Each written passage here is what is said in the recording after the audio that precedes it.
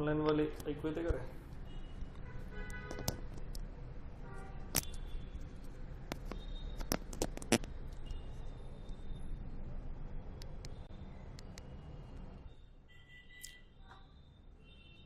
ऐकू येते का बघा?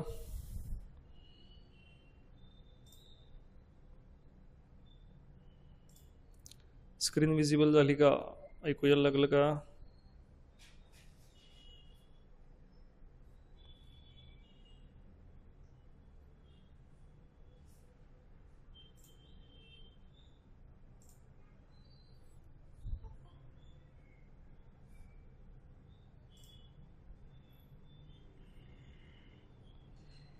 बघा, मी सुद्धा विजिबल झालेलो आहे.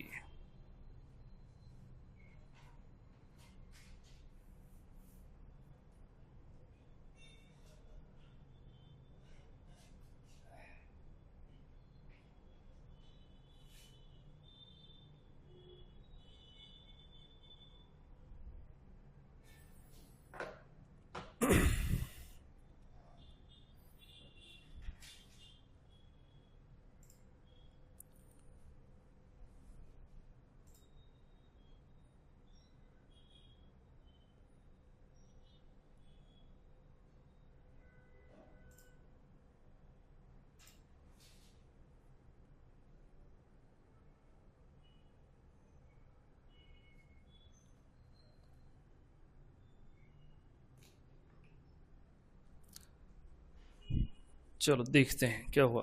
चला रे बाबा, इकडे लक्ष राहू द्या. ताट बस बाबा, ताट बसा जरा व्यवस्थित. ताट बसा.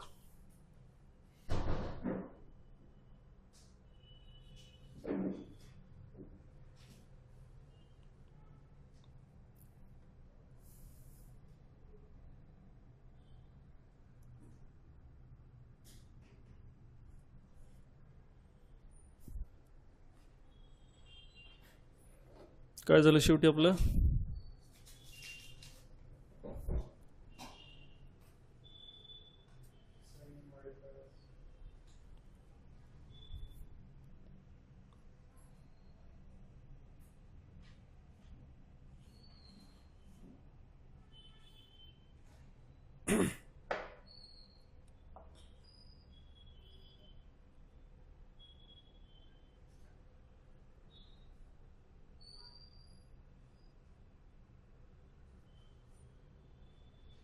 चलो ठीक है, देखते हैं क्या क्या हुआ.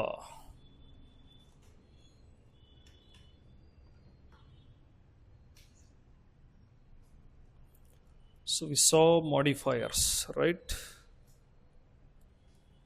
Okay. We saw modifiers. चला बाळांनो, बंद करा ती. आता पुढे लक्ष असायला पाहिजे आपलं पूर्ण. बंद करा ती नोटबुक, बंद करा. लिहायला सांगेन तेव्हाच त्याच्याकडे लक्ष जायला पाहिजे.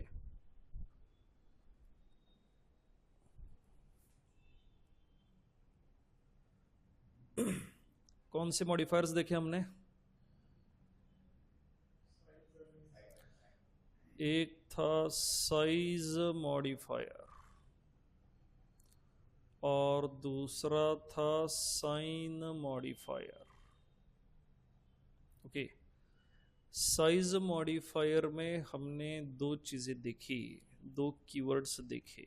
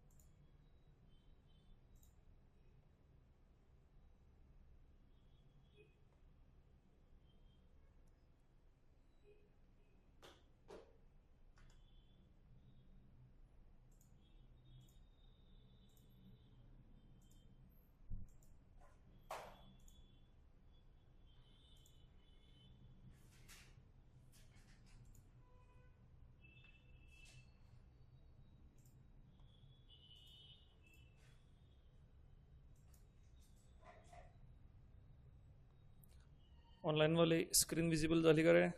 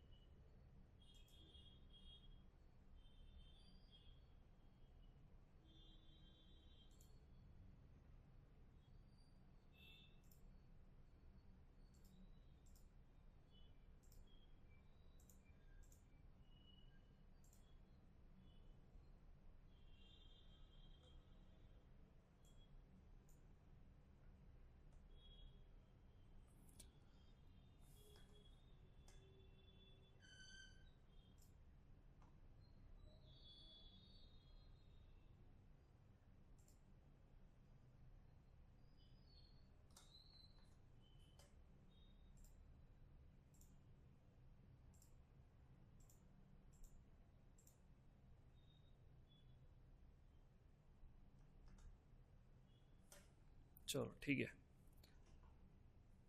So we were talking about modifiers.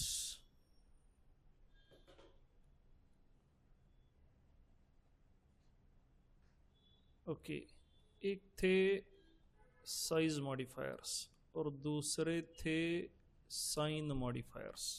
Okay, size modifiers में हमने क्या देखा? कौन से दो आए थे साइज मॉडिफायर में? एक था शॉर्ट और एक था लॉन्ग. और साइन में थे दो, एक था साइंड और एक था अनसाइंड. ओके, एक साइंड था और एक अनसाइंड मॉडिफायर था. All these four are keywords. ये चारों के चारों क्या है? चारों के चारों कीवर्ड्स हैं. ओके, कीवर्ड्स हमने देखा था. What was the definition of keyword? Predefined words known to compiler. known to compiler. known to compiler का मतलब है अगर ये वर्ड्स कंपाइलर पढ़ता है तो क्या सेट ऑफ इंस्ट्रक्शंस एग्जीक्यूट करना है ये कंपाइलर को पहले से पता है. ओके, तो शॉर्ट, लॉन्ग, साइंड, अनसाइंड अगर वो देखता है तो उन्हें कैसे इंप्लीमेंट करना है ये कंपाइलर को पहले से पता है. राइट, ठीक है. तो उसमें से साइज मॉडिफायर्स को फिर से एक बार डिस्कस कर लेते हैं. ठीक है, पहला रूल था इनका साइज मॉडिफायर्स का. Okay, applicable. ओके, कीवर्ड्स के साथ चलते हैं. Let's think about short. Okay, short is applicable on int only. Short जो है इंट पे एप्लीकेबल होगा. ओके, तो इंट पे जब एप्लीकेबल हो रहा है तो मैंने आपको कहा था you have to think about two compilers to understand the difference. ठीक है, एक कंपाइलर था GCC और दूसरा था टर्बो C. ओके, अब इसमें हमें समझना है कि अगर हमारे पास इंट डेटा टाइप है तो साइज क्या रहेगी, शॉर्ट इंट है तो साइज क्या रहेगी. ओके, GCC में अगर जाओगे आपका इंट जो है वो 4 बाइट्स का होता है और टर्बो C में इंट जो है वो 2 बाइट्स का होता है. कंपाइलर टू कंपाइलर चीज़ें वेरी कर सकती है. ओके, हम GCC कंपाइलर भी यूज़ कर सकते हैं, हम टर्बो C यूज़ कर सकते हैं, हम कई बार विजुअल स्टूडियो के साथ भी काम कर सकते हैं. ओके, बोरलैंड C++ करके भी एक कंपाइलर आता है, आप वो भी यूज़ कर सकते हो. बट पुणे यूनिवर्सिटी मैक्सिमम काम करती है GCC के साथ. आपकी जो एप्टीट्यूड वाली टेस्ट रहेंगी कंपनीज की उनके आउटपुट भी GCC के साथ ही जाते हैं. ओके, इसलिए we are working with GCC. But चलो to understand the difference let's go with it. Int GCC में 4 बाइट का है, टर्बो C में 2 बाइट का है. और मैंने आपको कहा था कि कई बार 4 बाइट वाला इंट जो है वो बहुत बड़ा हो जाता है. ओके, ज़रूरत नहीं होती हमें इतने मेमोरी की, कोई वैल्यूज स्टोर करने के लिए, जैसे कि एज ऑफ स्टूडेंट और age of a person let's say, तो वो अगर स्टोर करना है आपको 4 बाइट वाली इंटीजर की जरूरत नहीं है, उससे कम जितनी मेमोरी आप अवेलेबल करा सकते हो वो हमें करनी चाहिए, तो वहां हमें हेल्प करता है शॉर्ट इंट। ओके, तो अगर आप जीसीसी में इंट को शॉर्ट कर दोगे इट बिकम्स 2 बाइट्स, वो 2 बाइट का हो जाएगा। और टर्बो सी में अगर शॉर्ट करोगे इट रिमेन्स 2 बाइट्स, 2 बाइट से और नीचे नहीं जा सकता। 2 बाइट के नीचे कौन है? कैर है। कैर तो है ही, but char as an integral data type हम यूज नहीं कर सकते, ठीक है, उसका पर्पज अलग है, इंट वाला पर्पज अलग है। तो रिची भाई साहब ने मिनिमम जो साइज है इंट वाली वो 2 बाइट्स रखी हुई है आफ्टर अप्लाइंग मॉडिफायर शॉर्ट, समझ गए हो, ठीक है। वैसे ही अब लॉन्ग की बात करते हैं, तो let's say we have long int and दूसरा क्या था, लॉन्ग लॉन्ग इंट। ओके, दोनों चीजें हैं। अब अगर हम लॉन्ग इंट करते हैं तो जीसीसी में हमारा लॉन्ग इंट जो है वो 4 ही बाइट का रहेगा, वो चेंज नहीं होगा। बट टर्बोसी में ये क्या हो जाएगा, ये 4 बाइट का हो जाएगा, टर्बोसी में 4 बाइट का होगा। अब इससे हमारा बेनिफिट क्या होता है, सी हमने शायद कल या परसों के लेक्चर में देखा था, जब नंबर ऑफ बाइट्स इंक्रीज होते हैं तो उसमें जो स्टोर होने वाली वैल्यू है उसकी रेंज भी बढ़ जाती है, और जब नंबर ऑफ बाइट्स हम डिक्रीज करते हैं तो उसमें स्टोर होने वाली जो वैल्यू है उसकी रेंज भी कम हो जाती है। Okay, so we have long int 4 bytes 4 bytes, और जब लॉन्ग लॉन्ग इंट की बात आती है इट बिकम्स 8 बाइट्स, और ये भी हो जाता है 8 बाइट्स। ओके, अब ये साइज बढ़ी तो उसकी रेंज भी बढ़ जाएगी। अब रेंज भी हमने कैलकुलेट की थी, व्हाट वाज द फॉर्मूला, एक फॉर्मूला हमने डिराइव किया हुआ था। फॉर्मूला जो है वो हमने n बिट्स के फॉर्मेट में डिराइव किया था, बाइट के नहीं, n बिट्स के फॉर्मेट में। जैसे कि अगर हम टर्बोसी की बात करें, देखो ये 2 बाइट्स है, 2 बाइट्स मतलब हाउ मेनी बिट्स,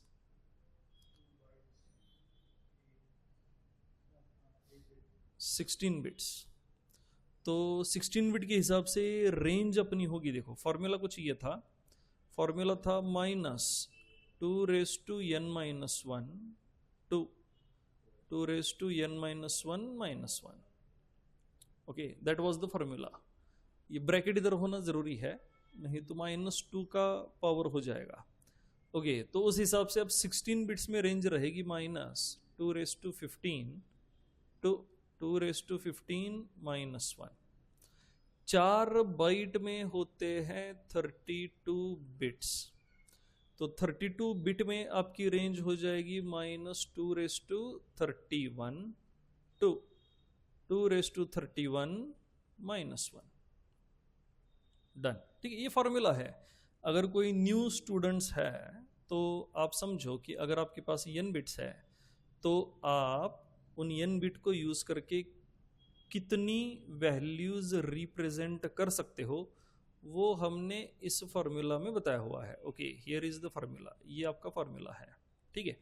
अगर इसकी डिटेल्स आपको समझनी है तो प्रीवियस 2 लेक्चर्स बस एक बार नोट कर लो, रिवाइज कर लो, प्रीवियस 2 लेक्चर्स चाहिए बस। ओके, 1-1 घंटे के लेक्चर्स होंगे, देख लो।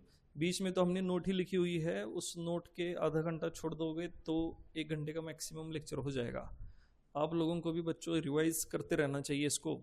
चलो ठीक है, तो 4 बाइट मतलब ये वाली रेंज होगी, और 8 बाइट्स मतलब कितने बिट्स हुए, 64 बिट्स हुए। अब 64 बिट हुए मतलब रेंज भी बढ़ेगी, क्या हो जाएगी -2⁻63 टू 2⁻63 -1।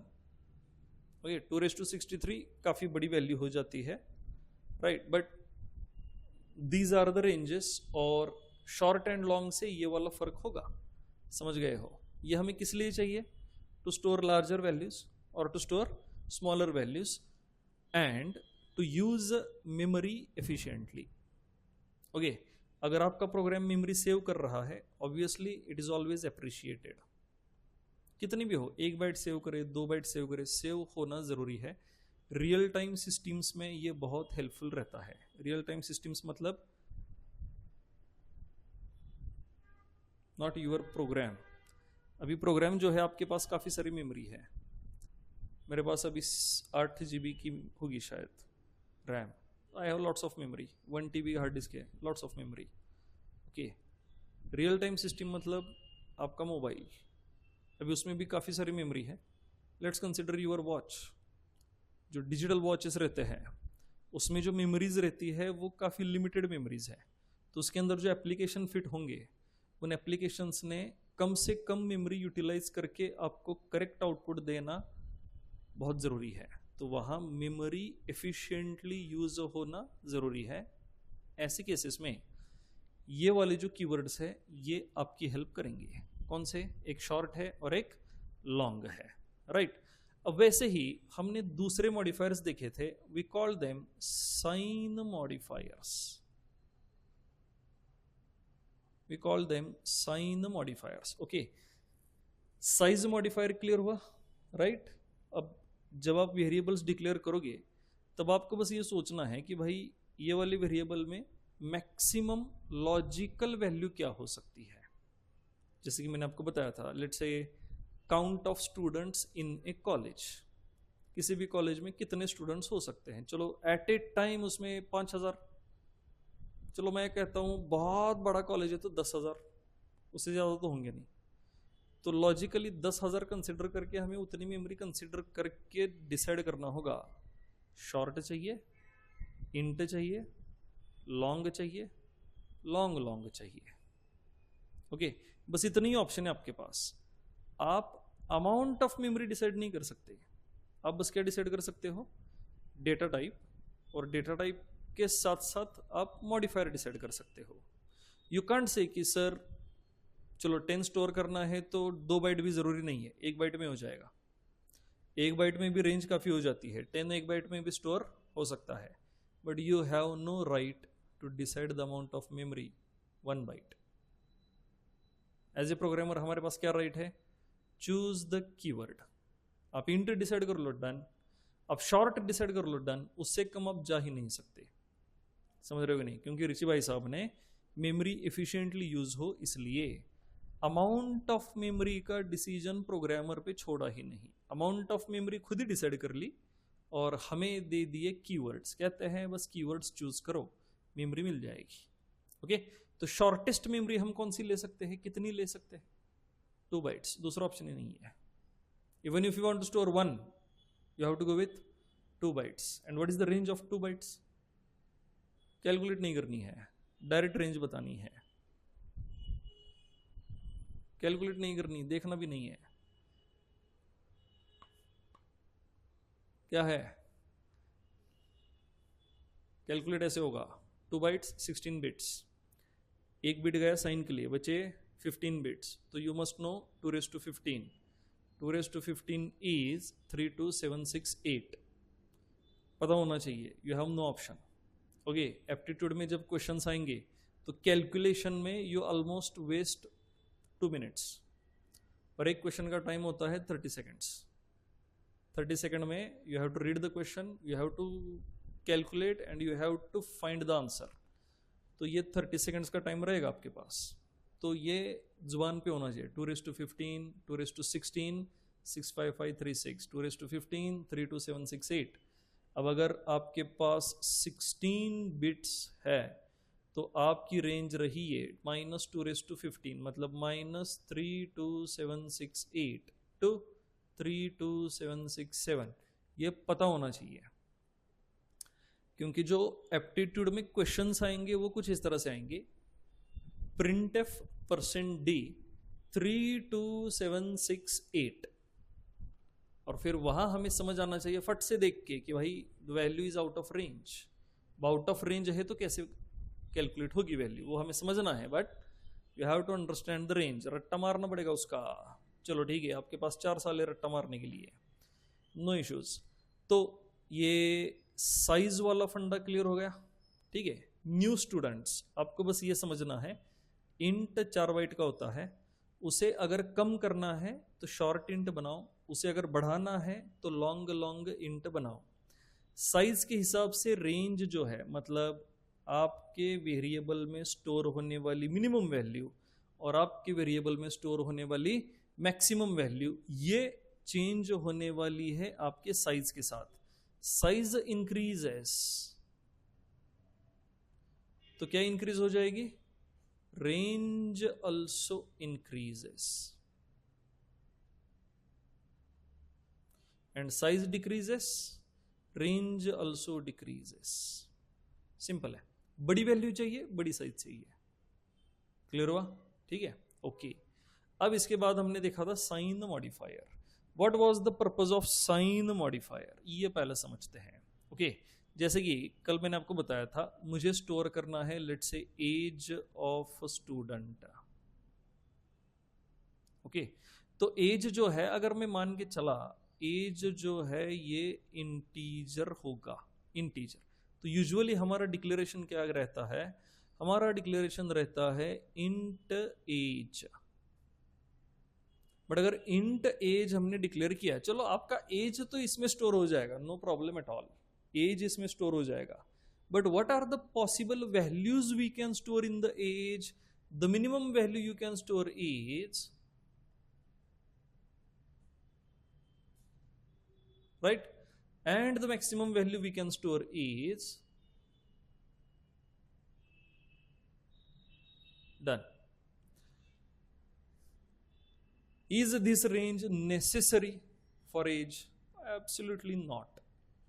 एज स्टोर करने के लिए मुझे इतने बड़े वैल्यूज की जरूरत ही नहीं है, तो मैं एज को और कम कर सकता हूं। कैसे? कैसे एज को हम कम कर सकते हैं? कैसे? प्रोग्राम वाले एज को, अपना तो होगा नहीं, प्रोग्राम वाला कैसे कम होगा? नहीं, साइज कमी कराई चाहिए। निगेटिव वाला तो बाद में सोचेंगे, अभी तो हाँ ये बड़ी वाली रेंज है, इसको कम कर देना है, तो हम इसको करेंगे क्या? Short int age. Correct, short int age. ठीक है, तो ये रेंज देगा आपको -32768 टू 32767। अब रिची भाई साहब कहते हैं इससे कम तो होगा नहीं भाई, एज अपना इसी में स्टोर कर लो, तो that is enough for us, that is enough for us. Okay, लेकिन इसमें अब हम एक और चीज सोच सकते हैं कि अगर मुझे एज स्टोर करना है, I don't need negative values, I don't need negative values, तो मैं ये निगेटिव वैल्यूज यहां से हटा सकता हूं, और ये पूरी निगेटिव वाली जो रेंज है, मैं उसे पॉजिटिव में ऐड करके पॉजिटिव वाली रेंज बढ़ा सकता हूं। अगर ये सारी निगेटिव वैल्यूज में इसमें ऐड कर दूं, तो मेरी रेंज हो जाएगी 0 to 65535। I have the bigger positive value, मेरे पास क्या है? बिगर पॉजिटिव वैल्यू अवेलेबल हो जाएगी। समझ रहे हो नहीं? अब चलो एज के लिए तो वो जरूरी नहीं है, बट ट्राई टू अंडरस्टैंड कि भाई हम नंबर ऑफ पीपल स्टोर करने की कोशिश कर रहे हैं इन ए विलेज। ओके, तो 32767 तक कुछ विलेजेस ठीक थे, अब कुछ बड़े विलेजेस है जो इससे ज्यादा डिमांड कर रहे हैं, तो फिर हम शॉर्ट इंट को इमीडिएटली इंट नहीं करेंगे, हम क्या करेंगे? अब नंबर ऑफ पीपल स्टोर करने हैं जो पॉजिटिव है, सिर्फ पॉजिटिव, तो हम निगेटिव वाली जो वैल्यूज है उन्हें उठा के पॉजिटिव में डाल देंगे। ओके, तो उसके लिए हमें कीवर्ड दिया गया है, कौन सा? अनसाइंड। ओके, तो हम इसको डिक्लेयर करेंगे अनसाइंड शॉर्ट इंट एज। अब इससे क्या होगा? Age will store only positive values, that's it. Age will store what? Only positive values, negative values उसमें स्टोर ही नहीं हो सकती। समझ गए कि नहीं? नेगेटिव वैल्यूज उसमें स्टोर नहीं हो सकती। Okay, so age will store only positive values. In that case the range of age will be, क्या रहेगी रेंज? रेंज रहेगी 0 to 65535। ओके, अब ये कैसे कैलकुलेट हुई, कुछ याद आ रहा है? देखो, एज जो है वो 16 बिट्स का होगा। यस, एज जो है 16 बिट का है, राइट, क्योंकि ये शॉर्ट इंट है। ओके, 16 बिट में मैंने आपको कहा था एक्सट्रीम लेफ्ट का बिट आप उसको एमएसबी कह रहे हो, सही है ना, कि एलएसबी कहते हैं, एमएसबी, डन। तो वो जो एमएसबी है वो साइन के लिए यूज हो जाता है। तो अगर एक बिट साइन के लिए गया, बचे कितने, 15 बिट्स। तो हम 15 बिट्स यूज करके हमें क्या रेंज मिल रही थी, ये वाली रेंज मिल रही थी, -2 प्लस। बट अनसाइंड करने से sign bit is no longer a sign bit, वो यूज किया जाएगा टू रिप्रेजेंट नंबर। तो नंबर रिप्रेजेंट करने के लिए टोटल कितने बिट्स अवेलेबल हुए, 16 बिट्स। तो हम रिप्रेजेंट कर सकते हैं टोटल 2⁻16। 2⁻16 हुआ 65536। और जबकि हम स्टार्ट करेंगे 0 से, तो वो कहां तक जाएगा, 35। समझ रहे हो कि नहीं, 0 to 35 टोटल होते हैं 36, राइट। तो फिर ये वाली रेंज रहेगी आपके अनसाइंड शॉर्ट इंट एज की। क्लियर, ठीक है। तो ये साइन वाला फंडा भी क्लियर हुआ। उसमें एक और कीवर्ड है, कौन सा, साइंड। कौन सा कीवर्ड है, साइंड। ओके, तो साइंड मैंने आपको बताया था, आपको साइंड कीवर्ड जो है उसे यूज करने की जरूरत नहीं है। All integers are by default signed. All integers are by default signed. Unsigned तभी होंगे जब आप अनसाइंड कीवर्ड उन्हें अप्लाई करोगे, डन। और ये अनसाइंड कीवर्ड जो है ये सिर्फ इंटीजर पे एप्लीकेबल होता है। किस पे एप्लीकेबल होता है, ओनली इंटीजर, और किसी पे भी ये एप्लीकेबल नहीं होगा। समझ गए हो, राइट, ओके। ऑनलाईनवाले कळाले का बाबांना तुम्हाला, नवीन आलेले पाठीमागचे फक्त 2च लेक्चर बघायचे त्या, और अगर नहीं देखोगे तो भी साइंड अनसाइंड जो है उसे समझ पाओगे। अनसाइंड वाले इंटीजर्स सिर्फ पॉजिटिव वैल्यू स्टोर करते हैं। लॉन्ग और शॉर्ट जो है वो आपके इंटीजर की साइज या तो बढ़ाते हैं या फिर कम कर देते हैं। अकॉर्डिंगली जो वैल्यू आप स्टोर करना चाहते हो वो बढ़ेगी या फिर कम हो जाएगी। ओके, बस इतना ही है और कुछ नहीं। अब अगर आपको और अंदर जाकर के समझना है तो प्रीवियस 2 लेक्चर्स जो है वो आपको देखने होंगे। Okay, so everybody familiar with modifiers, right, okay. अब वापस चलते हैं थोड़ा प्रिंट एफ पे और स्कैन एफ पे, राइट। मॉडिफायर्स हमें समझने हैं, इसलिए कुछ एप्टीट्यूड वाले क्वेश्चंस हमें समझने हैं, इसलिए चलो एक प्रॉब्लम सॉल्व कर लेते हैं। Let's trace the output. I have int x is equal to 70 and then I have char ch is equal to b। बराबर रही है, असाइनमेंट सही है, बराबर है ना, ठीक है। सिंगल कोट में b लिखा हुआ है, ओके, सिंगल कोट में b, ये सही है। x की वैल्यू अभी 70 है। I hope you remember ASCII values. क्या है ASCII वैल्यूज, सोचो पहले, नहीं, डेफिनेशन क्या है। अगर आपको पूछा गया एक्सप्लेन ASCII वैल्यू तो क्या बताओगे। ASCII वैल्यू क्या है वो हमें पता है, किसकी ASCII वैल्यू क्या है, we don't want number, integer values given for character, okay, they are dedicated, you can't change them. Why do we need them, क्यों चाहिए वो हमें, yes, computer understands binary and characters cannot be converted to binary, only numericals can be converted to binary. तो फिर computer को characters introduce करने के लिए कैरेक्टर के पीछे न्यूमेरिक वैल्यू होना जरूरी थी, और उस न्यूमेरिकल वैल्यू को फिर बाइनरी में कन्वर्ट करके कैरेक्टर्स को रिप्रेजेंट किया जा सकता था। ओके, इसलिए हर कैरेक्टर को एक इंटीजर वैल्यू दे दी गई जिसे हम कहते हैं ASCII value. Okay, what is full form of ASCII? Online वाले काय आठवते का रे अस्कीचा फुल फॉर्म?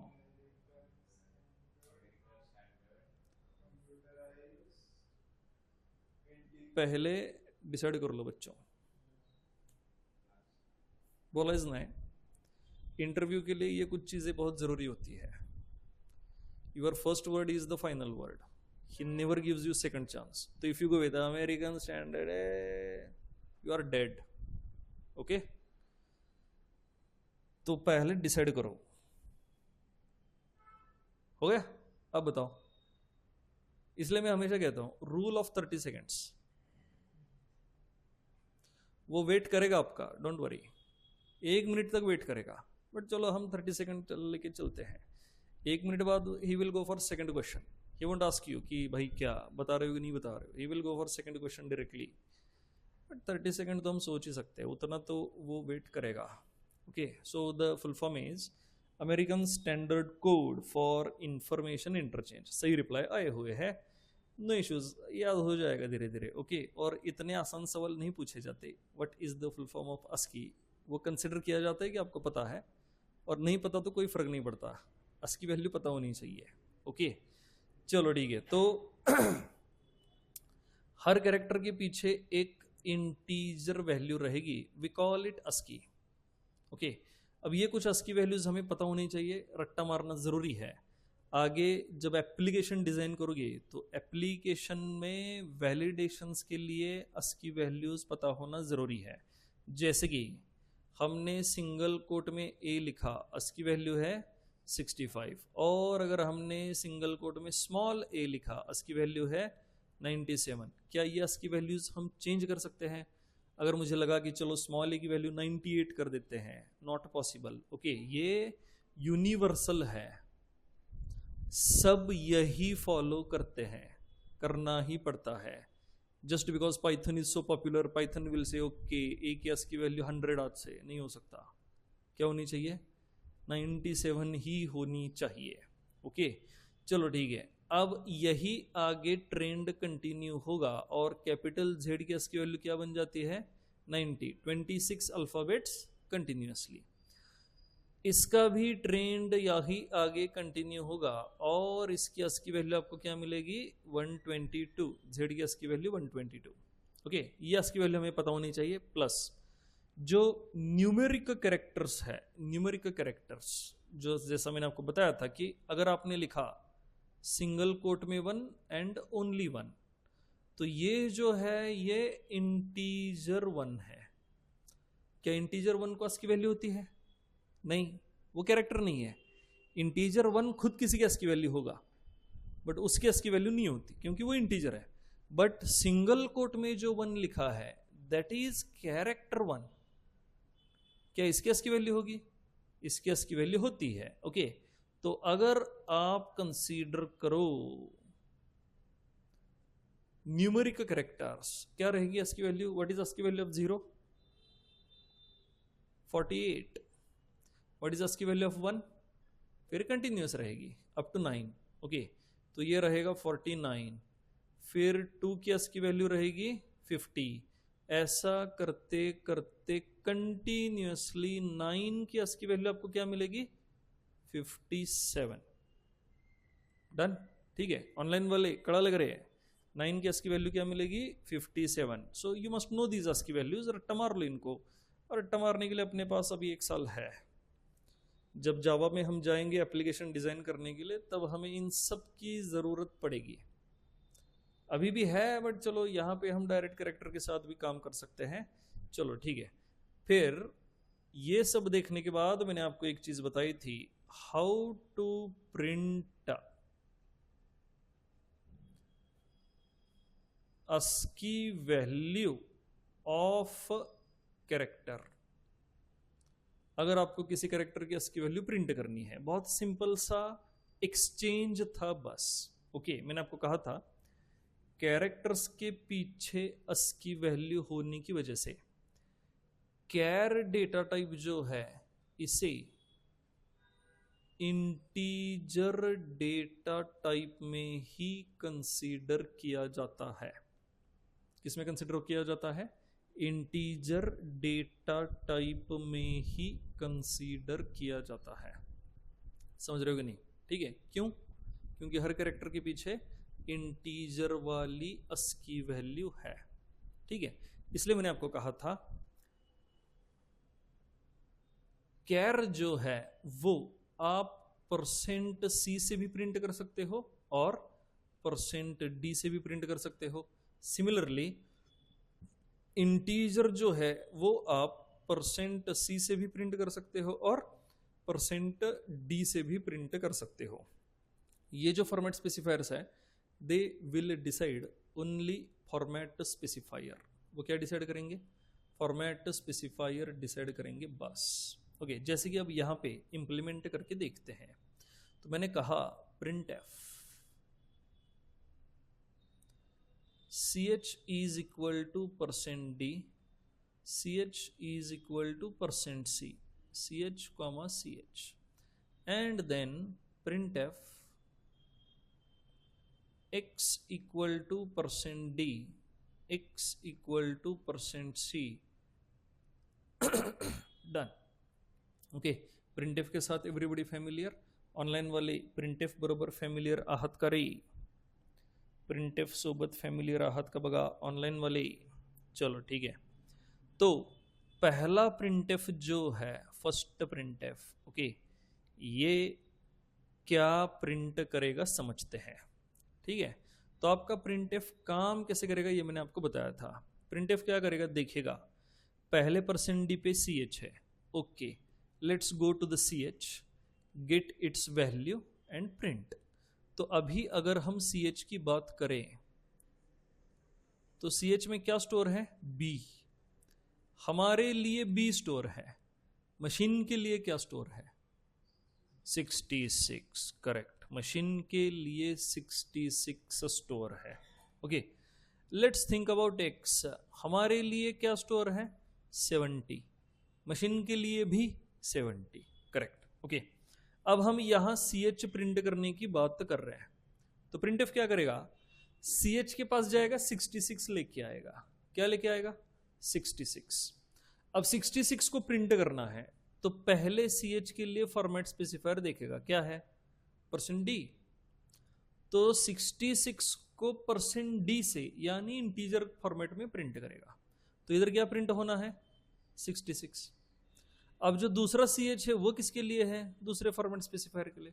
और ये सेकंड फॉर्मेट स्पेसिफायर %c, मतलब ch को कौन से फॉर्मेट में प्रिंट करो? कैरेक्टर फॉर्मेट में। तो 66 यानी क्या प्रिंट हो जाएगा? b प्रिंट हो जाएगा। सिमिलरली यहां पहला x %d के लिए इंटीजर क्या प्रिंट होगा? 70। x को इंटीजर में प्रिंट करो। ये वाले x को कैसे प्रिंट करना है? कैरेक्टर में प्रिंट कर देना है। मतलब 70 का कैरेक्टर कौन है? f प्रिंट हो जाएगा। Hence the output will B 66b 70f। Done. ठीक है, ये हमने कैरेक्टर की अस्की वैल्यूज प्रिंट की थी। आप जिस चाहे कैरेक्टर की अस्की वैल्यू प्रिंट कर सकते हो, बस आपको वो कैरेक्टर यहां सिंगल कोट में मेंशन कर देना है। डन। ठीक है, अब इसमें मैंने एक रूल आपको बताया था। ये जो एक्सचेंज वाला ऑफर है सिर्फ इंट और कैर में है। इंट को %f से प्रिंट करने के लिए नहीं जाना है, don't proceed. printf will print 0 directly और एनी गार्बेज वैल्यू। कैर को कभी फ्लोट से प्रिंट करने के लिए नहीं जाना है, फ्लोट को कभी इंट से प्रिंट करने के लिए नहीं जाना है। आसान भाषा में, exchange offer is valid only for int and char. For any other data type use format specifier correctly. बस करेक्ट फॉर्मेट स्पेसिफायर यूज करना है। ओके, अब ये पहला रूल है। दूसरा, एक्सचेंज ऑफर जो है सिर्फ प्रिंटफ में वैलिड है। किसमें? Printf. If you go for scanf, आपको करेक्ट डेडिकेटेड डेटा टाइप ही यूज, डेडिकेटेड फॉर्मेट स्पेसिफायर ही यूज करने हैं। For scanf always use dedicated format specifier. Okay, दूसरा ऑप्शन हमारे पास नहीं है। right? If you change the format specifier, your input will change, you will get garbage values. समझ रहे हो क्या मिलेगा आपको? गार्बेज वैल्यूज मिल जाएंगी. इंट और कैर दोनों क्लियर हो गए? ठीक है, ओके. तो प्रिंटफ के साथ फैमिलियर हो, ठीक है. अब हमने जो मॉडिफायर्स देखे, ओके, मॉडिफायर्स, उसमें रेंज वाला फंडा सबको क्लियर हो चुका है. ठीक है, चलो एक बार फिर से अब इसके साथ एक दो प्रोग्राम्स करके देखने हैं बस. Let's think about short int. Short int की जो रेंज है, साइज है, वो होगी 2 बाइट्स. ओके, वो क्या है? 2 बाइट्स. 2 बाइट्स यानी 16 बिट्स, बरोबर आएगा. ठीक है, ओके. तो इसके हिसाब से रेंज रहती है -32768 2 plus 32767. That is the range. Okay, तो अब मैं एक प्रोग्राम लिख रहा हूं और हमें उसमें समझना है what should be the output. तो मैंने इधर डिक्लेयर किया शॉर्ट इंट एक्स. एक्स को मैं असाइन करने जा रहा हूं 32769. ओके, और फिर मैंने लिखा print f slash n x is equal to %d comma x and then we have return 0. हो गया. तो अब हमें यह सोचना है कि अगर x को आपने असाइन किया है 32769, तो x यहां क्या प्रिंट होगा. ओके, तो हमने देखा था कि कोई निगेटिव वैल्यू प्रिंट हो रही थी. We called it garbage, but वो गार्बेज नहीं होती. We can predict. ओके, कैसे? आपको बस मैं टेक्निक बता रहा हूं, how to find the value. Okay, but इसके पीछे जो रीजन है वो हम बिटवाइज ऑपरेटर में समझ लेंगे. ठीक है, अभी बस हमें क्या चाहिए? आंसर चाहिए एप्टीट्यूड के लिए. तो वो आंसर ढूंढने के लिए याद रखना, ये जो रेंज होती है, range is a circle. Range क्या होती है? सर्कल. मान लो, ओके, मशीन उसे ट्रीट नहीं करता सर्कल की तरह. मशीन का काम करने का तरीका अलग है. बट हमें क्या चाहिए? एप्टीट्यूड का आंसर चाहिए. ओके, वो भी फटाफट. तो फिर रेंज मान लो एक सर्कल है. ओके, ठीक है, जो शुरू हुआ 0 से, जो शुरू हुआ 0 से. ओके, अब यहां पे जाएंगी सारी पॉजिटिव वैल्यूज और नीचे आएंगी सारी नेगेटिव वैल्यूज. अब जो पॉजिटिव वैल्यूज है वो शुरू हुई यहां पे 1 2 3 4 5 करते करते करते. What is the last positive value? 32767 is the last positive value. Negative में भी देखो -1 -2 -3 -4 5 करते करते करते इधर पहुंचेगा. And what is the last negative value? -32768 -32768. Done. ठीक है, अब हमें क्या प्रिंट करना है? 32769 हमें प्रिंट करना है. 32769. ओके, अब अगर हमें 32769 प्रिंट करना है पॉजिटिव वाला, तो आपका एग्जीक्यूटर जो है वो पॉजिटिव साइड में चलना शुरू करेगा. एग्जीक्यूटर क्या करेगा? पॉजिटिव साइड में चलना शुरू करेगा. चलते चलते इधर पहुंच जाएगा. कितनी वैल्यूज वो चला? 32767. पहुंचना कहां तक है? 769 तक. कितनी वैल्यूज बाकी है चलना? 2 वैल्यूज बाकी है. तो वो एक वैल्यू आगे बढ़ेगा. किधर पहुंचा? -32768. और एक वैल्यू आगे बढ़ेगा. कहां पहुंचेगा? -32767. टोटल कितनी वैल्यू चला बताओ? 32769. टोटल कितनी वैल्यू चला? 32769. और कहां पहुंचा? -32767. तो प्रिंट एफ %dx में क्या मिलेगा? -32767. हाँ, बट इंटरनली ऐसे काम नहीं होता। इंटरनली जो काम हो रहा है वो बिट्स पे काम हो रहा है, जहां two's complement, sign bit, negative value, ये सारी चीजें कंसिडर होंगी। वो कैसे, वो हम बिटवाइज ऑपरेटर्स में देख लेंगे। अभी ये वाली बात क्लियर हो गई? ठीक है, चलो इसको एक बार ट्राई करके देखते हैं। Okay, let's try it. हाँ,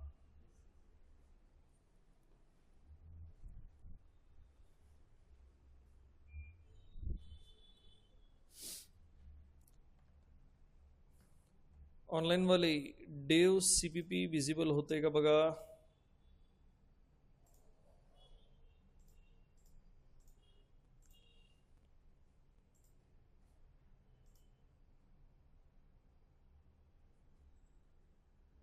okay, is Dev CPP visible?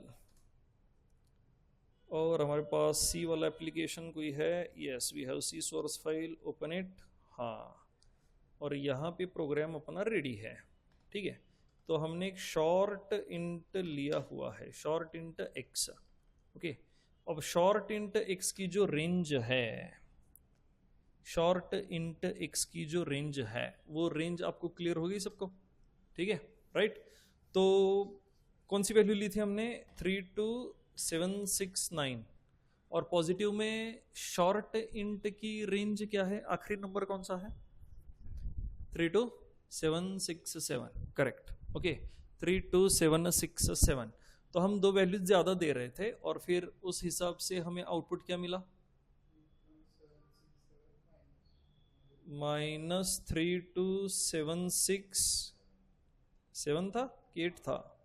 7 था। ओके, 8 के बाद घूम के नीचे 7 पे पहुंचा।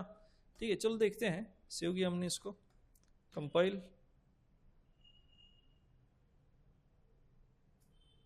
ओके, हो गया, and run. Okay, and you can see the output क्या है? -32767।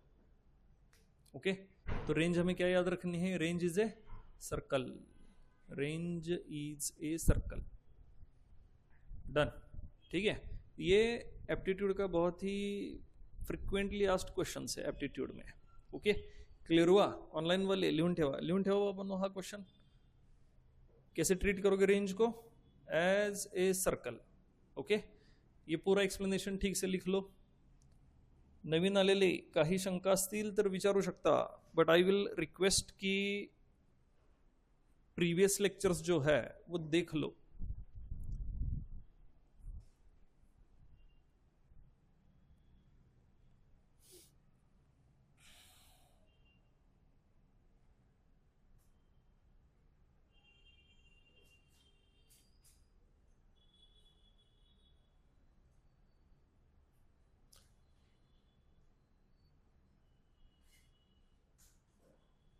लिहा रे बाबांनो, पटपट लिहा बाळांनो, एवढा वेळ नाही लावायचा, पटापट लिहून ठेवा। ऑनलाईन वाले लिहा रे, लवकर लवकर लिहा जरा।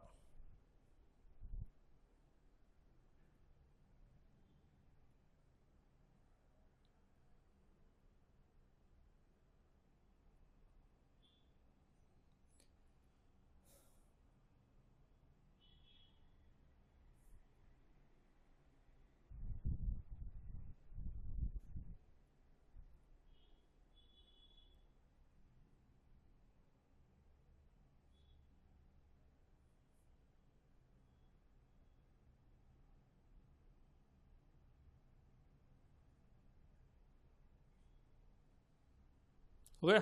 ठीक है, ओके, चलो एक और एग्जांपल देखते हैं।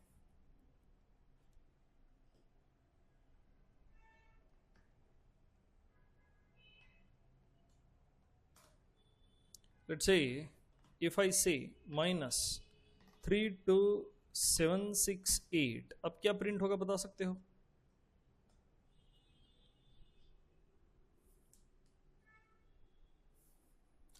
आई डोंट थिंक सो कि इसमें सोचने की भी कोई जरूरत है। हाँ, क्योंकि ये रेंज में है। -32768 is the last value of negative side. Okay, तो वो करेक्ट प्रिंट हो जाएगी। ओके, बघा बाबा, तो पुढे लक्ष ठेवा। कंपाइल हुआ, रन किया, और ये आपको -32768 मिल गया। अब अगर मैं इसको चेंज करता हूं टू 70, अब हमें सोचना होगा। ओके, क्या प्रिंट कर रहे हैं हम? -32770। ओके, चलो यहां पे लिख लेते हैं -32770। ये वैल्यू मुझे प्रिंट करनी है। Now if I want to print that value, आपको सोचना है। क्या सोचना है? नेगेटिव वैल्यू प्रिंट करनी है, तो आपका एग्जीक्यूटर 0 से शुरू करेगा। कौन सी साइड में? निगेटिव साइड में चलना शुरू करेगा। अब निगेटिव साइड में चलते चलते चलते वो लास्ट निगेटिव वैल्यू तक पहुंच जाएगा, मतलब यहां। कहां तक पहुंचा? -32768। पहुंचना कहां तक है? 70। पहुंचा कहां तक है? 68। कितनी वैल्यूज बाकी है? 2। तो 2 वैल्यूज आगे चलेगा। पहली वैल्यू आगे चला, क्या मिला उसे? 32767। दूसरी वैल्यू आगे चलेगा, क्या मिलेगा उसे? 32766। बराबर है ना? ठीक है। 67 से पहले एक वैल्यू आएगी 66, और यहां पे जब आके रुकेगा तो उसने सारी वैल्यूज जो है वो चल दी है। तो यहां पे आउटपुट में हमें क्या मिलेगा? What should be the output here? When you try to print -32770, output will be 32766। Done. ठीक है, चलो रन करके देखते हैं इसको। ओके, 32770 सेव किया हमने, इसको कंपाइल किया। ओके, ये वार्निंग आ रही है क्योंकि वैल्यू आउट ऑफ रेंज है, और वार्निंग से कोई फर्क नहीं पड़ता। I hope you have understood this, right? Let's run it. Okay, and the output is 32766। Clear हुआ? ठीक है। ओके, ये वाला एग्जांपल भी नोट कर लो, साथ में वो रेंज वाला फंडा भी वहां पे एक्सप्लेन कर लो।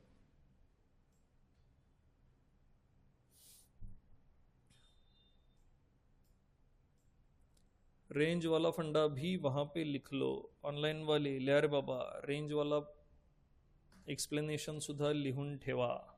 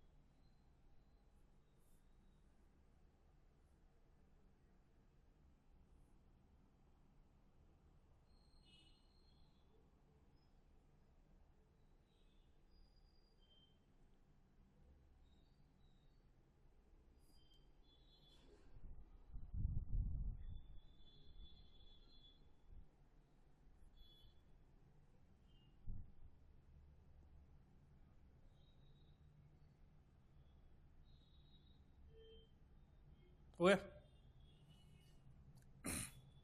चलो देखो, अब यही केस लेके चलते हैं। बघा रे बाबांनो, लक्ष ठेवा, ऑनलाइन वाले समजतंय का पहा।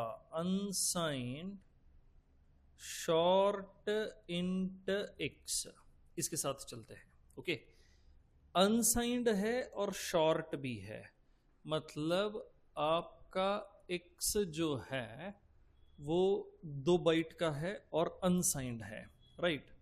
2 बाइट्स। 2 बाइट्स मतलब 16 बिट्स। अब ये अनसाइंड होने की वजह से all 16 bits will be used for number presentation, right? No any sign consideration. So 2⁻16 आपको मिलेगा 65536, and hence range will be 0 to 65535। Range क्या रहेगी? 0 to 65535। डन। ठीक है। अब जैसा मैंने आपको कहा, ये रेंज जो है ये एक एक सर्कल है। ओके, अब ये सर्कल शुरू हो रहा है 0 से, बट इसमें नेगेटिव वैल्यूज नहीं है, तो ये पॉजिटिव वैल्यूज के साथ ही आगे बढ़ेगा। 1 2 3 4, ऐसा करते करते लास्ट वैल्यू इधर क्या होगी? 6 5 5 3 5। उससे पहले कौन होगी? 6 5 5 3 4। उससे पहले कौन होगी? 6 5 5 3 3। समझ रहे हो कि नहीं? ठीक है, राइट। अब हमें क्या करना है, ये जो अनसाइंड इंडेक्स है, रूल तो पता है सबको, अनसाइंड इंडेक्स में नेगेटिव वैल्यू स्टोर नहीं हो सकती। कौन सी स्टोर होंगी? ओनली पॉजिटिव, क्योंकि उधर साइन बिट है ही नहीं। ऑनलाइन वाले कर देगा क्या स्टोर होगा? ओनली पॉजिटिव, क्योंकि वहां पे साइन बिट है ही नहीं। ओके, तो अगर मैं x को असाइन कर दूं -10, या फिर चलो असाइन कर देते हैं -1, ओके, तो क्या प्रिंट होगा जरा देखते हैं, और वो अपने सर्कल वाले लॉजिक में फिट होता है कि नहीं समझते हैं। ठीक है, तो यहां हमें x को अभी क्या डिक्लेयर कर देना है? अनसाइंड शॉर्ट x, और इसको असाइन करेंगे -1, and x equal to %d, d नहीं चाहिए, u के साथ चलते हैं। Let's see what happens. Save किया हमने, इसको कंपाइल किया एंड रन। ओके, तो ये सही काम कर गया। क्या प्रिंट हुआ यहाँ पे? 6 5 5 3 5। ओके, रेंज में चलना है ना हमें, रेंज क्या है? सर्कल है। ठीक है, तो इस हिसाब से अब जरा समझो। देखो again, as I told you, range is a circle. Range क्या है? रेंज एक सर्कल है। हमें क्या प्रिंट करना है? -1। तो आपके एग्जीक्यूटर ने 0 से चलना शुरू किया। -1 मतलब डायरेक्शन कौन सी होगी? पॉजिटिव में जाएगा या निगेटिव में जाएगा? निगेटिव में जाएगा, बट निगेटिव वाली साइड भी नेगेटिव नंबर्स है ही नहीं, बट उसे चलना बस एक पोजीशन है उल्टी दिशा में, तो एक पोजीशन चलेगा। क्या मिलेगा उसे? 6 5 5 3 5। What was our output? 6 5 5 3 5। समझ गए कि नहीं? बस उसे क्या करना है? एक पोजीशन नीचे चलना है। मान लो अगर मैंने कहा,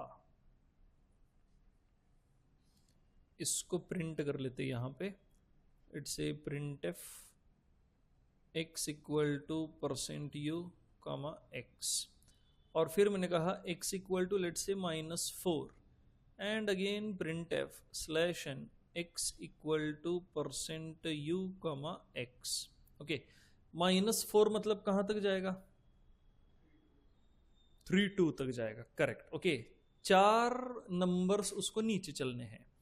नीचे क्यों चलने हैं? क्योंकि वो माइनस है, तो माइनस है मतलब नीचे आएगा। ये रहा -1, तब उसे 6 5 5 3 5 मिला।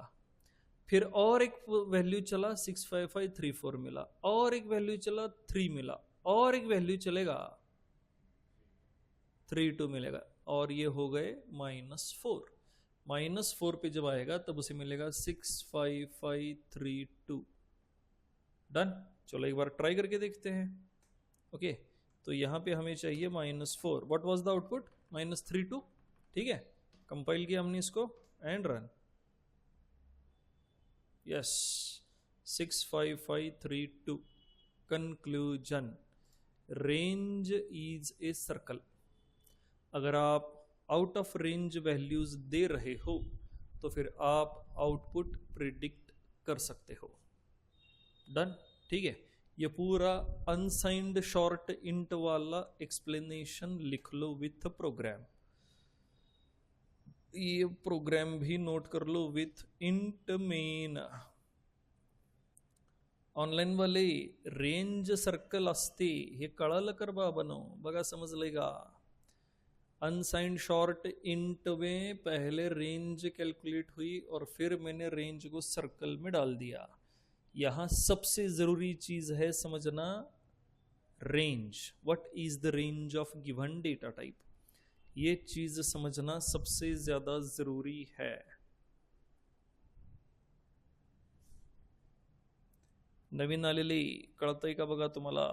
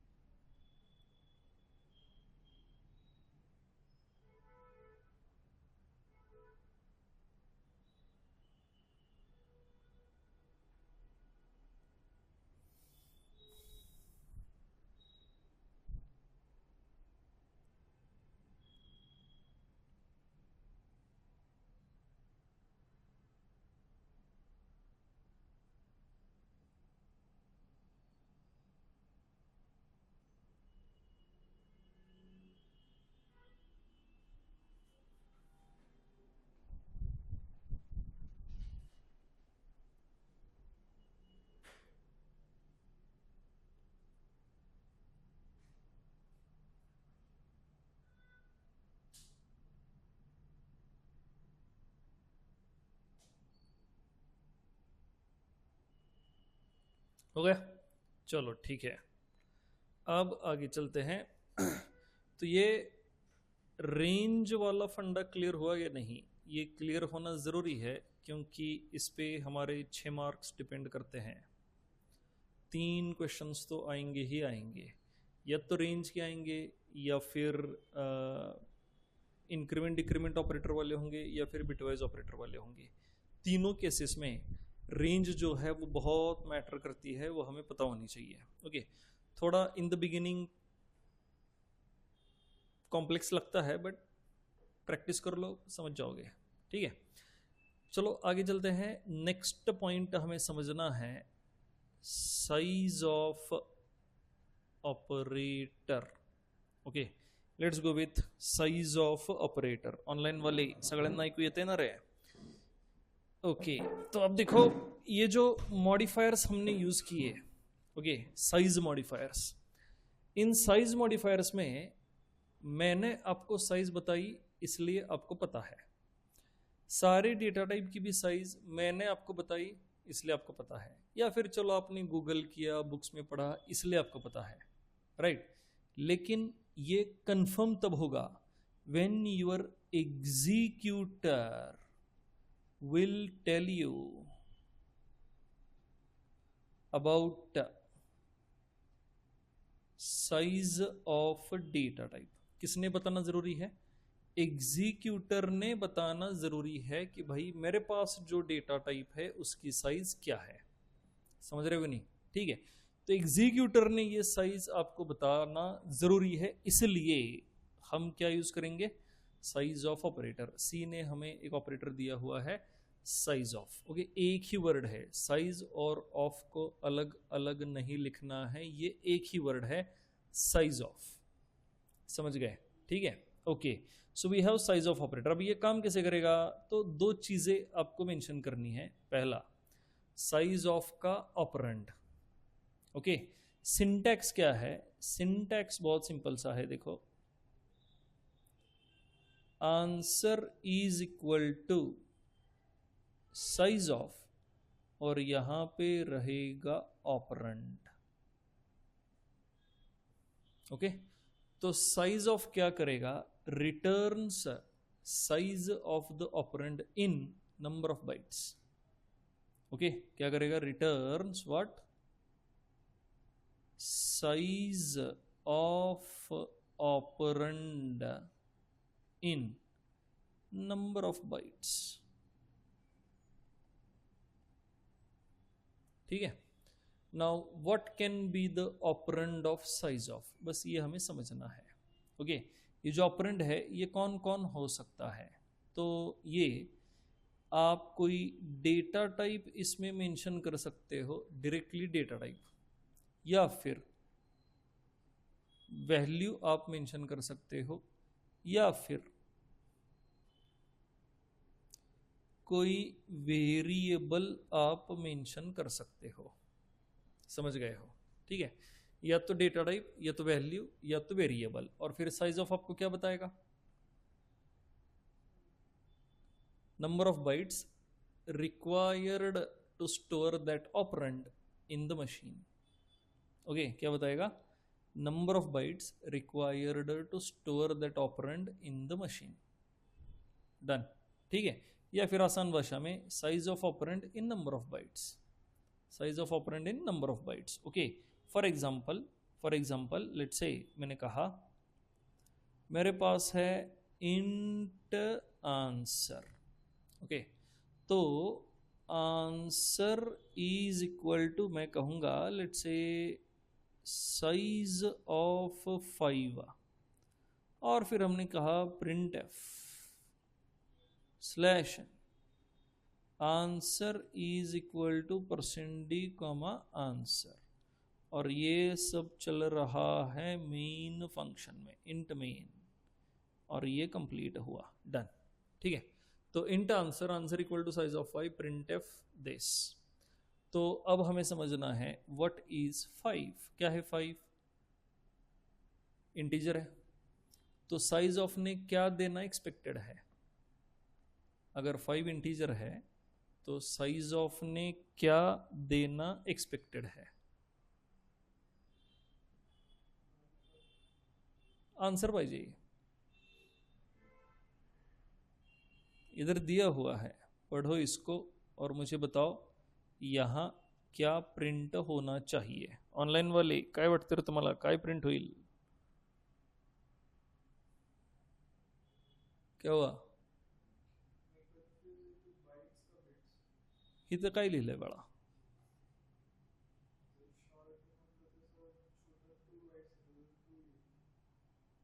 प्रोग्राम दिलाय की सगळं समोर, व्हाय आर यू कन्सिडरिंग?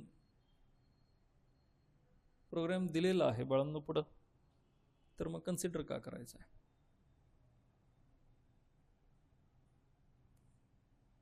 काय होईल?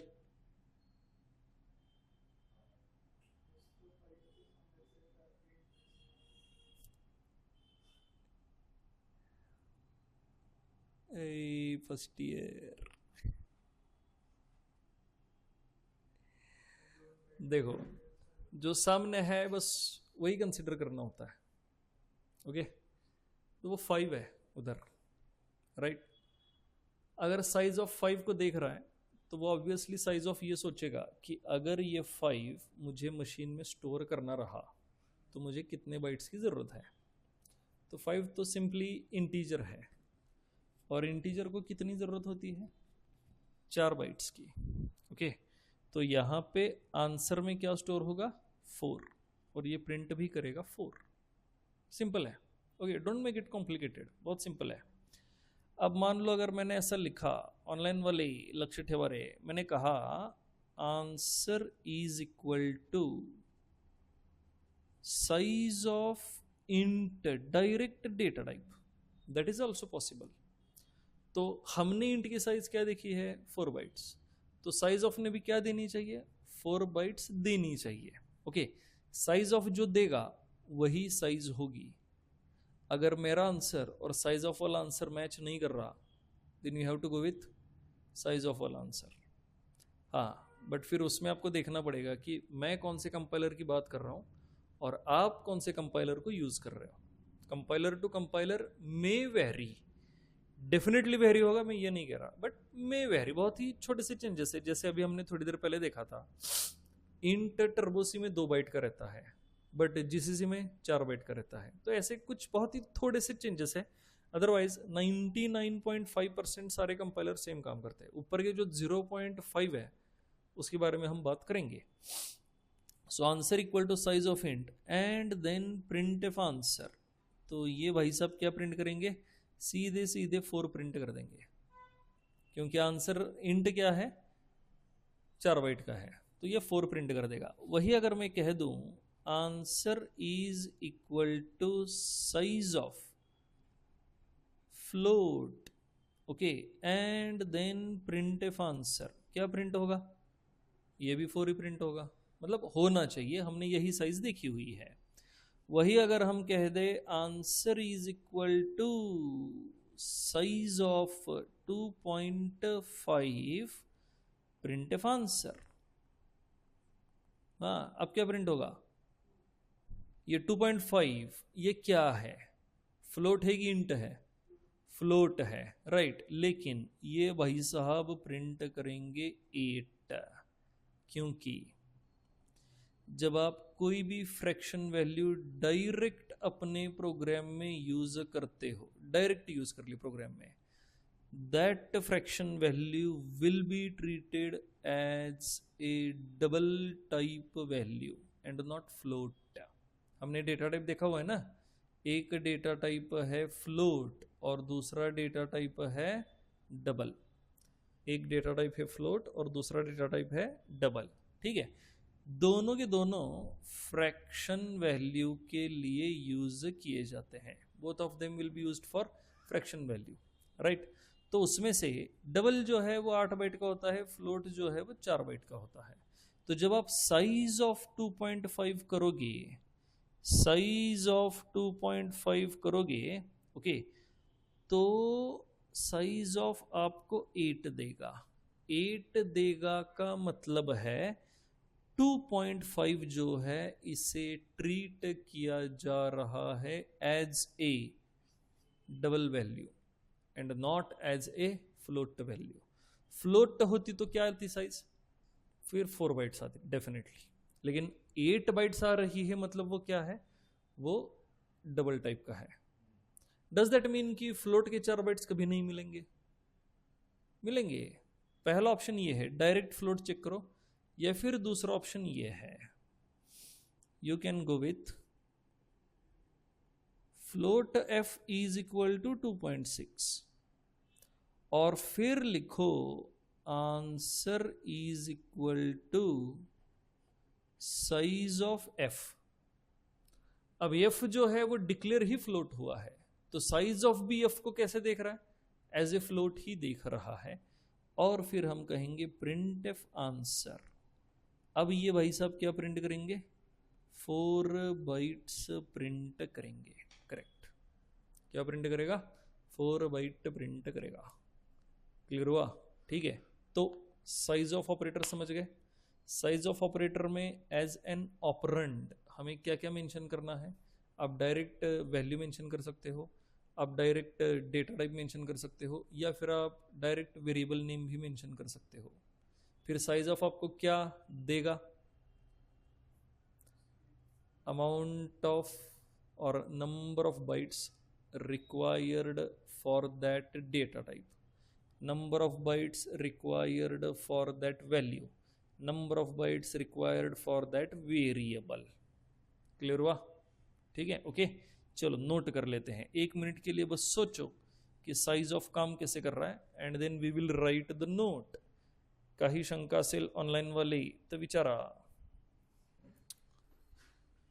साइज ऑफ ऑपरेटर,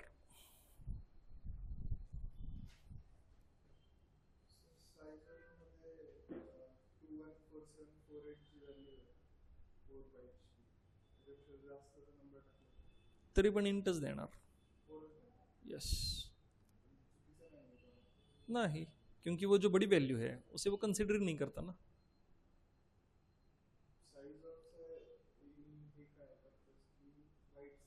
यस,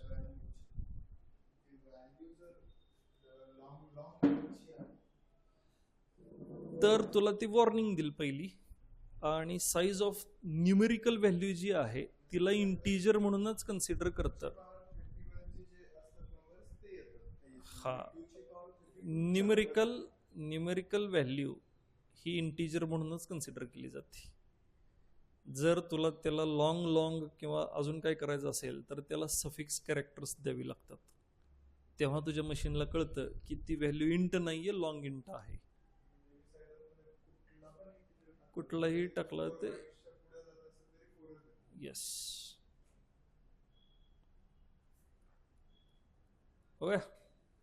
चलो लिखो साइज ऑफ ऑपरेटर. ऑनलाइन वाली लिहायला सुरू करा. साइज ऑफ ऑपरेटर लिखो. we use this operator we use this operator to get the number of bytes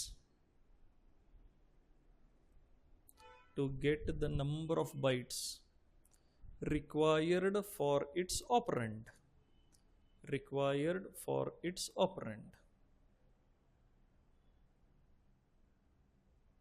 लिखो नेक्स्ट पॉइंट. सिंटैक्स और सिंटैक्स में ये नोट कर लो.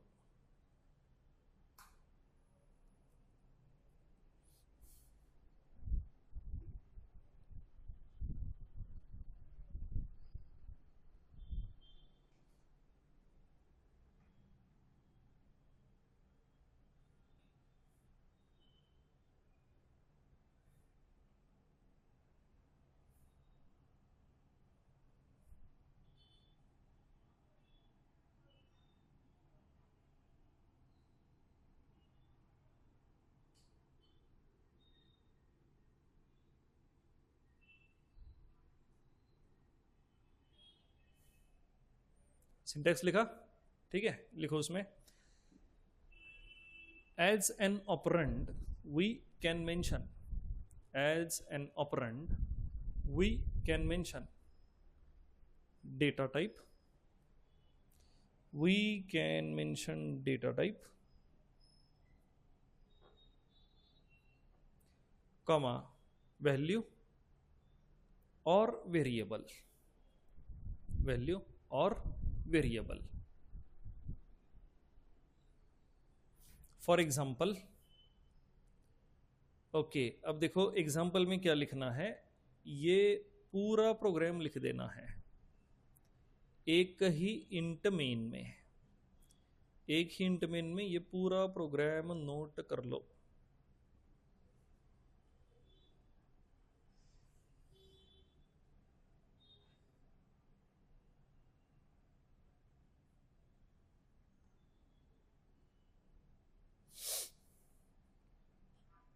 डन.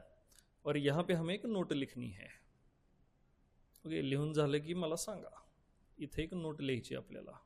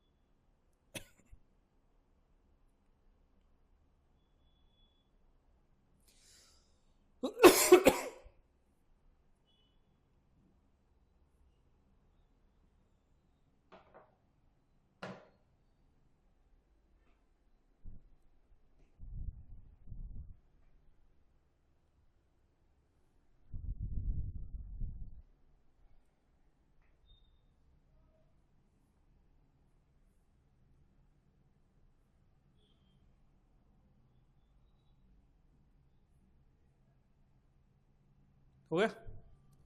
हाँ, तिथं नोट लिहू एक. लिहा. एक स्टेटमेंट लिखना है उधर बस. लिखो. When we mention any fraction value directly in the program. When we mention any fraction value directly in the program, when we mention any fraction value directly in the program, it will be treated as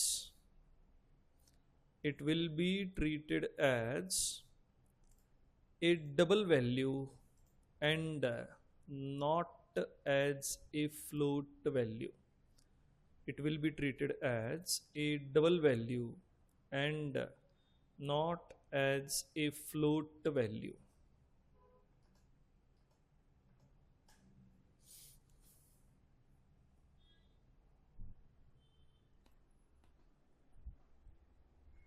Will be treated as a double value and not as a float value.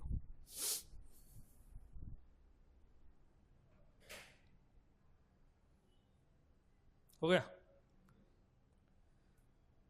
तो size of operator clear हो गया. ये आपको size of every operand बताता रहेगा, data type की size बताता रहेगा. ओके, अब आपको घर जाके बस ये सब कुछ ट्राई करके देखना है. साइज ऑफ हमने जो कुछ भी देखा था, long long, long int, short int, unsigned short int, सबकी साइजेस जो है वो चेक करते रहो. ओके, ठीक है. चलो एक एग्जाम्पल सिंपल सा ट्राई करके देखते हैं. अच्छा बर ठीक है, एप्टीट्यूड में हो जाएगा, don't worry. Size of clear हो गया, राइट. अब आगे चलते हैं. आगे हमें समझना है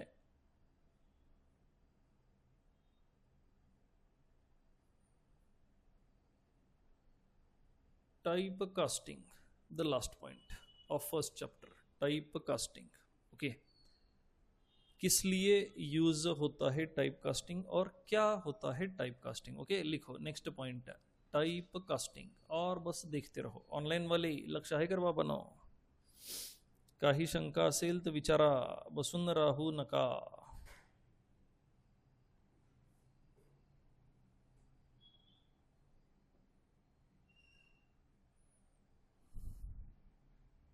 okay, let's go for type casting. अब टाइप कास्टिंग का मतलब क्या है, देखो.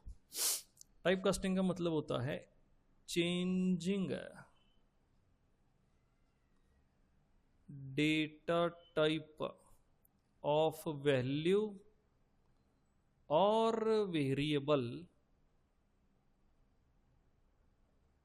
Temporarily. Data type of value और वेरिएबल कैसे बदलना है? टेम्पररी बदलना है, परमानेंट नहीं. ओके, कैसे बदलना है? टेम्पररी. ठीक है. अब टेम्पररी बदलना क्यों जरूरी है? तो कई बार हमें कंपाइलर को फंसाना पड़ता है. कंपाइलर का एक सिंपल सा रूल होता है. ओके, कंपाइलर कहता है भाई देखो, जब आप ऑपरेशन कर रहे हो या फिर असाइनमेंट कर रहे हो, राइट, लेट्स से हमने कहा a is equal to B plus C. Okay, तो इसमें ये जो है ये एक ऑपरेशन है. b plus C is operation. फिर b प्लस सी का रिजल्ट आएगा, वो a को असाइन होगा. तो ये जो है ये असाइनमेंट है. डन. ठीक है. मान लो मैंने लिखा answer is equal to a into B plus C divided by D. अब यहां पे ये पूरा एक्सप्रेशन जो है, पूरा expression, this whole expression is operation. This whole expression is operation.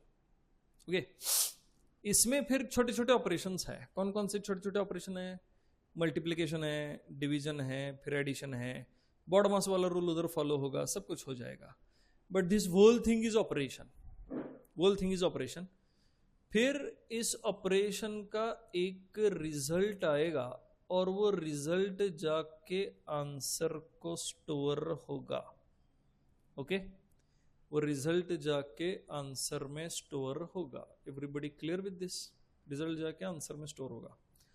तो फिर ये जो है ये क्या है? ये असाइनमेंट है. ठीक है. मतलब हर एक एक्सप्रेशन में क्या हो रहा है? ये पूरा एक्सप्रेशन है। You clear with this? Online वाले क्लियर है? अगर बाबा ये पूरा जो है, this whole thing is expression. अब एक्सप्रेशन के अंदर क्या क्या हो रहा है? एक असाइनमेंट हो रही है और एक राइट साइड में ऑपरेशन हो रहा है। समझ रहे हो कि नहीं? ठीक है, क्या क्या हो रहा है? एक असाइनमेंट हो रही है और एक राइट साइड में क्या हो रहा है? राइट साइड में एक ऑपरेशन हो रहा है। ओके, जब ये सारी चीजें होती है, कंपाइलर का एक सिंपल सा रूल होता है। ऑपरेशन में कंपाइलर क्या कहता है? देखो, ऑपरेशन हमेशा बिटवीन ऑपरेंड्स होता है। बिटवीन ऑपरेंड्स, बरोबर है का? ऑपरेशन हमेशा कैसे होगा? Between operands.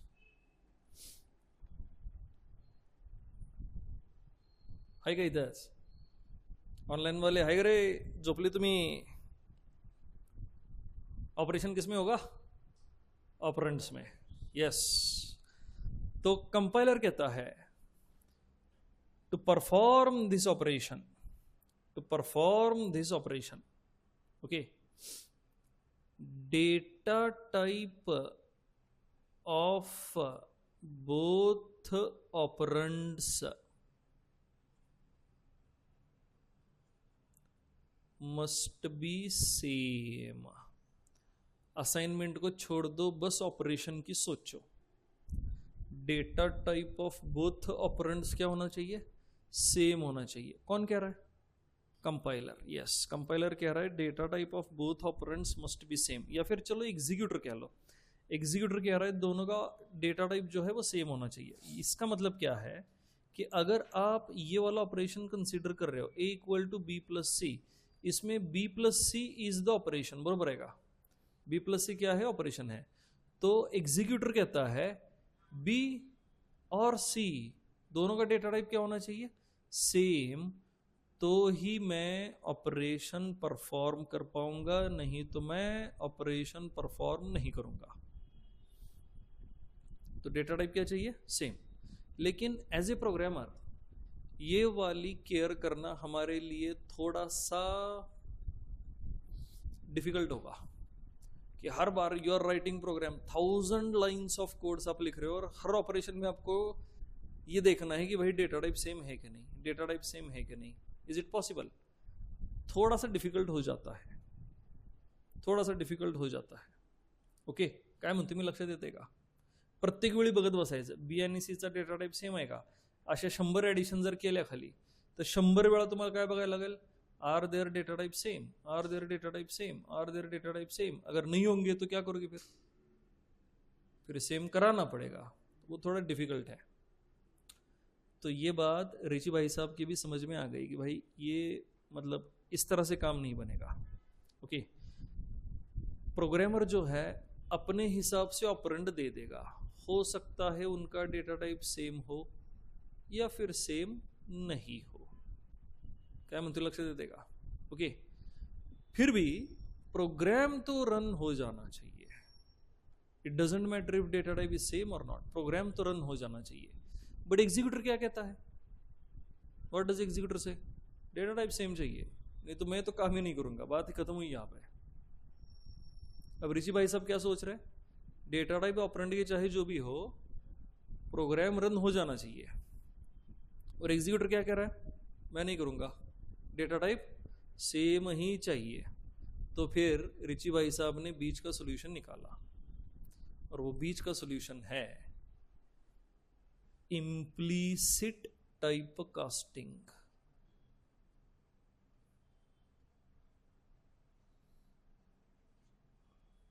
बीच का सॉल्यूशन क्या है? Implicit type casting. इम्प्लीसिट मतलब क्या? दो चीजें होती है, एक होता है इम्प्लीसिट, एक होता है एक्सप्लिसिट। अब ये याद रखना, क्योंकि ये दो टर्म्स जिंदगी भर आपका पीछा नहीं छोड़ने वाली मशीन में। इम्प्लीसिट मतलब आपका मशीन आपके लिए करता है without your permission, that is implicit. Explicit मतलब हम खुद करते हैं, explicit. We write code for this, that is explicit. और कुछ चीजें मशीन आपके लिए करता है, दैट इज इम्प्लीसिट। समझ गए कि नहीं? ठीक है, इम्प्लीसिट एंड एक्सप्लिसिट, कळालेगा? ठीक है, तो अब क्या होगा, implicit type casting. Type casting का मतलब क्या है, changing data type temporarily. Implicit type casting का मतलब क्या होगा, मशीन खुद डेटा टाइप चेंज करेगा, हमें चेंज करने की जरूरत नहीं। रिक्वायरमेंट क्या है, रिक्वायरमेंट एग्जीक्यूटर की ये है, डेटा टाइप सेम चाहिए। ओके, रिची भाई साहब की रिक्वायरमेंट क्या है, भाई डेटा टाइप कुछ भी हो, प्रोग्राम रन हो जाना चाहिए, नहीं तो लोग सी छोड़ के पाइथन पे शिफ्ट हो जाएंगे, राइट? ओके, तो इजीली, जितना इजी होगा उतना पब्लिक आएगा, समझ रहे हो?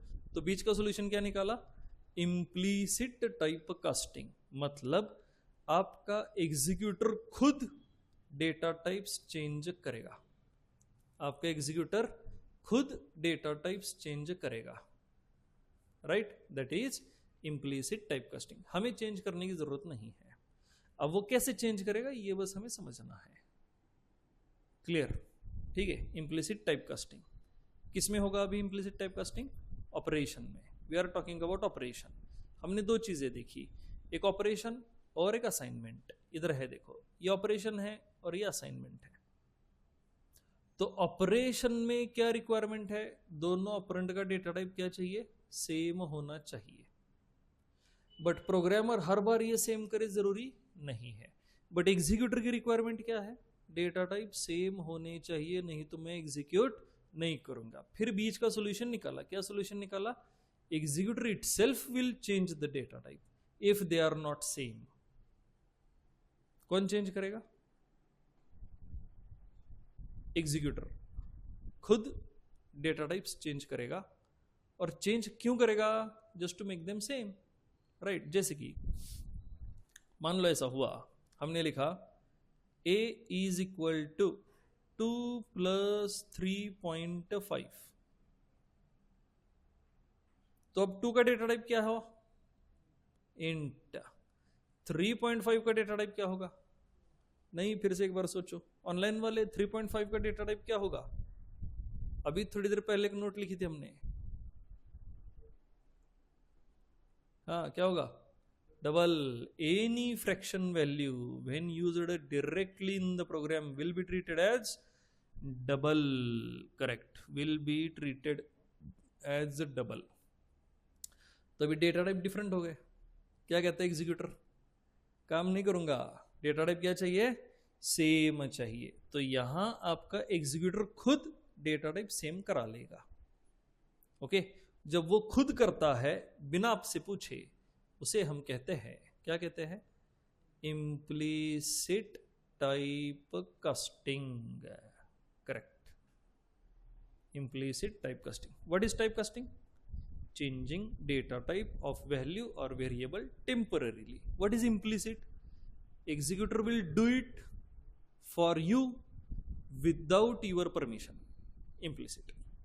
Explicit, we will write code for that thing, whatever we want to do, हम उसके लिए खुद कोड लिखेंगे, that is explicit। समझ गए, implicit and explicit। तो अभी हम किसकी बात कर रहे हैं, समझ गए, ऑपरेशन, नॉट असाइनमेंट। असाइनमेंट अलग चीज है, ऑपरेशन अलग चीज है। ऑपरेशन में एग्जीक्यूटर की रिक्वायरमेंट क्या है बताओ फिर से एक बार, ऑपरेंड का डेटा टाइप सेम चाहिए, दोनों ऑपरेंड्स के। अब अगर सेम नहीं होंगे तो एग्जीक्यूटर क्या कहता है, मैं काम नहीं करूंगा।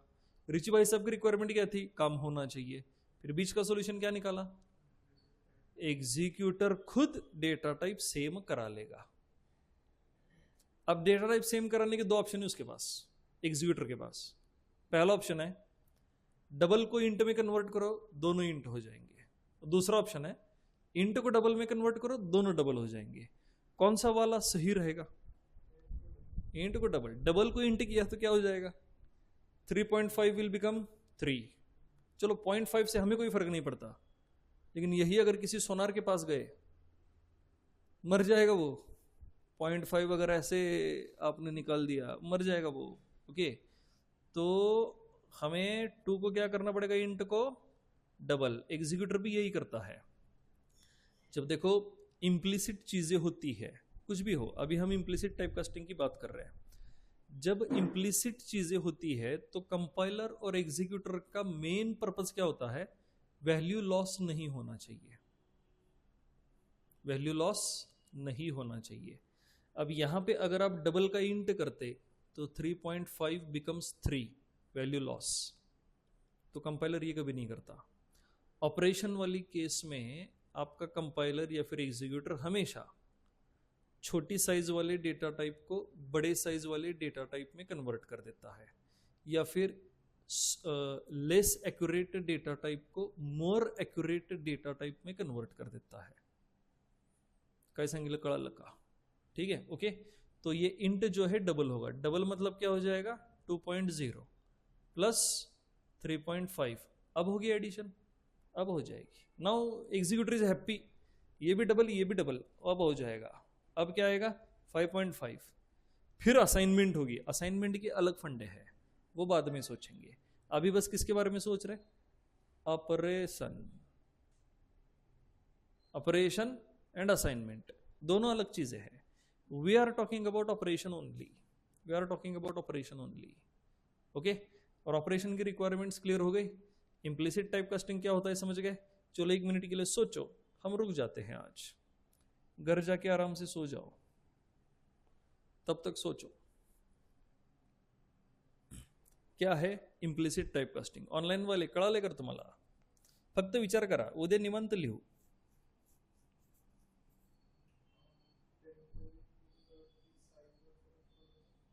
हा, काय म्हणलं? पडणार की, पण ते मेन मेमरीत नाही पडत, ती प्रोसेसर बघतो। Because processor never stores the value, त्याला फक्त प्रोसेस करायची है। तो अगर ये डबल हो गया तो डबल भी वो प्रोसेसर में जाके होगा, जहां उसके पास रजिस्टर रहते हैं खुद के। तो ये 2 जो 4 बाइट का है प्रोसेसर में जाके 8 बाइट का होगा, ऑपरेशन होगा, रिजल्ट आएगा, बात खत्म। प्रोसेसर स्टोर करके नहीं रखता, ऑपरेशन खत्म, ऑपरेंड की मेमोरी खत्म। इसलिए कहा टेम्पररी, क्योंकि जहां उसे मेमोरी मिलती है उधर साइज चेंज नहीं होती, hence we called it temporary. Yes,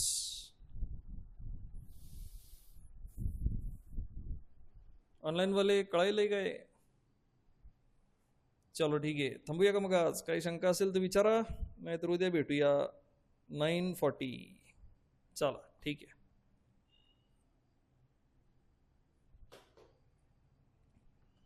lecture upload होऊन जाईल बाबांनो, बघून घ्या।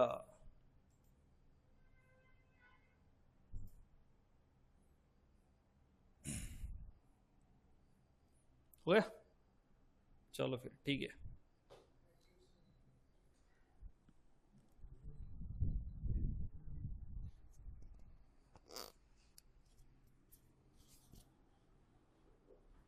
कॉफी वगैरह घेता रहा जरा। देखो सबसे बढ़िया मेडिसिन होता है इस पे, खुद को बताओ, सोना नहीं। और फिर तुम सुनते हो, ऐकता आपलं माइंड आपण सांगितलेलं, पण ती तेवढं स्ट्रॉंगली सांगता आलं पाहिजे, थोडंसं प्रॅक्टिस करावं लागेल। आणि कॉलेजमधून आल्याला जरा झोप काढावी का, that is always best option. कॉलेजमधून आल्यानंतर थोडी रेस्ट व्हायला पाहिजे तुमची, बॉडीची लिमिट सगळं आहे। सकाळी 8ला चालू होता, तुम्ही रात्री 11:30 पर्यंत नाही, संध्याकाळी 8 नंतर बॉडीला फक्त रिलॅक्स करायचं असते। आणि त्यात जर तुम्ही शिकणार असाल फक्त तर हे होतच, हे माझं पण होतं। मी आत्ता बसलो तरी मी झोपायला लागेल, पण त्यासाठी थोडीशी दुपारी कॉलेजमधून आल्यावर झोप घेत जा, अर्धा तास। 8 वाजता बघूया कसं होतं। काय झालंय, सगळेच ऍडमिशन ऑनलाईन झालेले आहेत, एव्हरीबडी इज ऑनलाईन, आणि सगळ्यांना हा टाइम कम्फर्टेबल होतो। काय होतं, तुमचं 6ला कॉलेज सुटलं की 6 ते 8, आणि मग 8 ते 10 लेक्चर, आणि पुन्हा 10 ते पुढं। हा टाइम असला की तुम्हाला 5:30 पासून 9:30 पर्यंत कंटिन्युअस टाइम भेटून जातो, आणि मग डायरेक्ट लेक्चर करायचं झोपून जायचं। तरी आपण बघूया काय होतंय, जरा होऊ दे माझी ही 8ची बॅच संपू दे, मग बघूया। आणि काय झालं, तुमचे सगळे ऑनलाईनचे ऍडमिशन झाले आणि डीएसटी सगळे ऑफलाईनचे, आम्ही ऑफलाईनच घेतोय। माझं ते बघतोय कसं टॅकल होईल तर बघू. सर ती असाइनमेंट पण झाली सेकंड वाली. पाठवली का मला? पाठवून पाठवून द्या. द्या. प्रॅक्टिकल चॉईस पाठवून द्या मला.